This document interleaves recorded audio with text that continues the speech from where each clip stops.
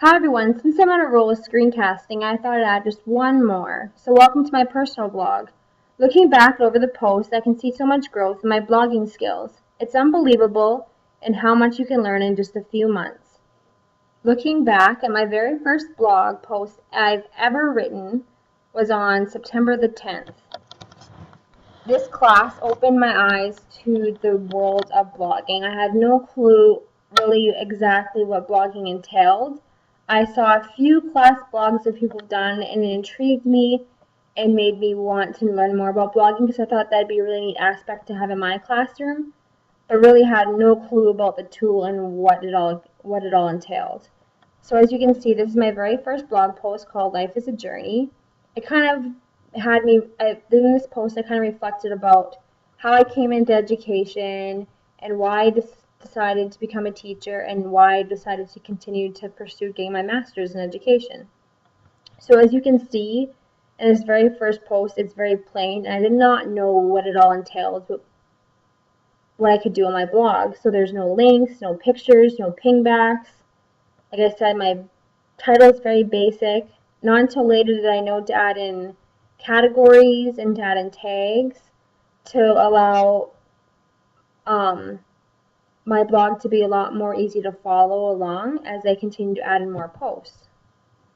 In my second blog post, I added my very first few pictures. As you can see,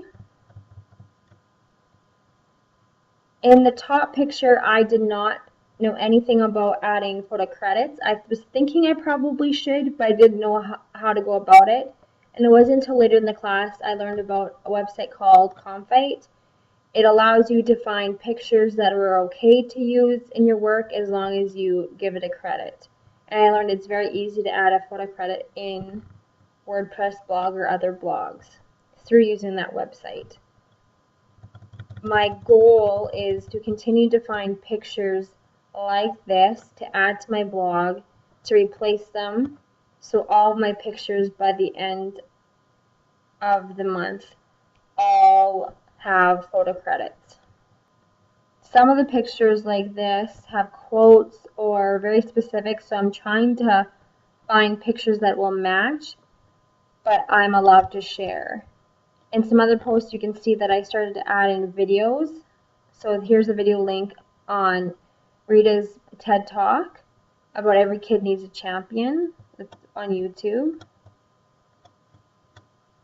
In this post, I added in a couple of links, but again, there was no pictures, so missing some key elements of what I could add to a blog.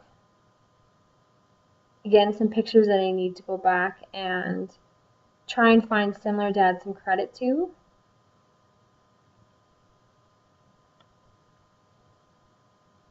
And then another part that I've discovered was being able to add in pingbacks.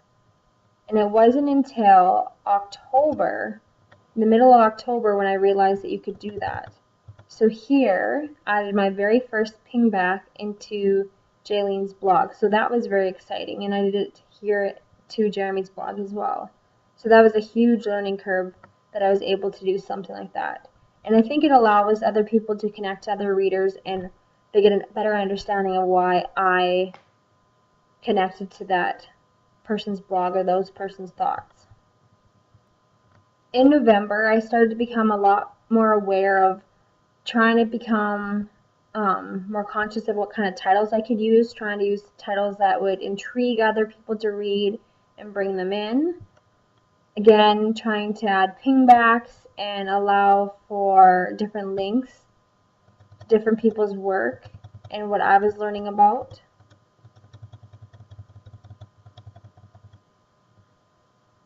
And trying to end with some different questions to get people to comment more on my blogs. In my Just Keep Blogging post, I added in a lot of different links to different websites or different classroom blogs to showcase what I want to do next and who I was learning from. Katia left me a very good comment that allowed me to think about and reflect about to adding in more pictures onto my posts just to break up some of the text. So I really appreciated getting that kind of feedback from her. So I tried taking that feedback when I created Who's Excited for This Week, This Teacher Is post. Trying to add not only just my links and my pingbacks, but trying to break up the text with different pictures. So I thought that was very, very helpful and useful. In some of my previous blogs I just written this weekend, you can see that I've added in pictures, links, some videos that I've created, pinging back to some of my work or other students' work, and trying to end with some really good questions to get people to engage and answer to my blogs. I really wish I had a picture when I first started this blog because it was very basic and plain. I did not have an all about me page.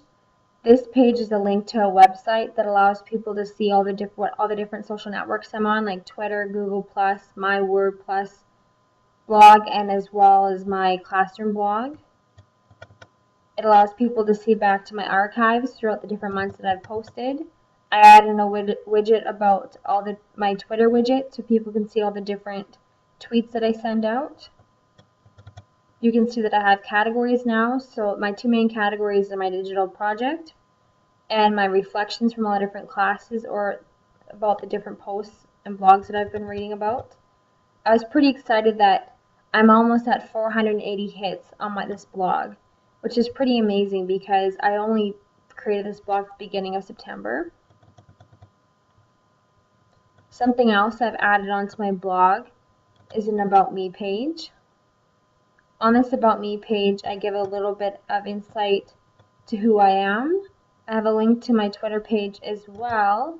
I learned about a website called ThingLink. So on this page, I have linked to all the different websites that are important to me, like my Twitter page, my personal blog, my classroom blog, the U of R, which I'm right now attending university at, and my school website where I teach at. I also have a page that quickly outlines my major digital project and also provides a link to my classroom blog. I also learned the difference between pages and posts. A page never changes, but a post you will constantly change and add. So I made a link so you can see all my different posts about my major digital project, and you can see all my posts about my reflections, just to make my blog a little more easier to navigate and explore. I really learned so much about blogging and social media throughout this class. I'm excited to continue blogging even though this class is going to be over.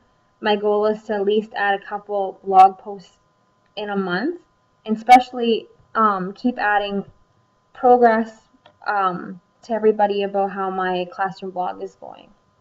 So thank you so much for taking the time to listen to this screencast. Have a great night.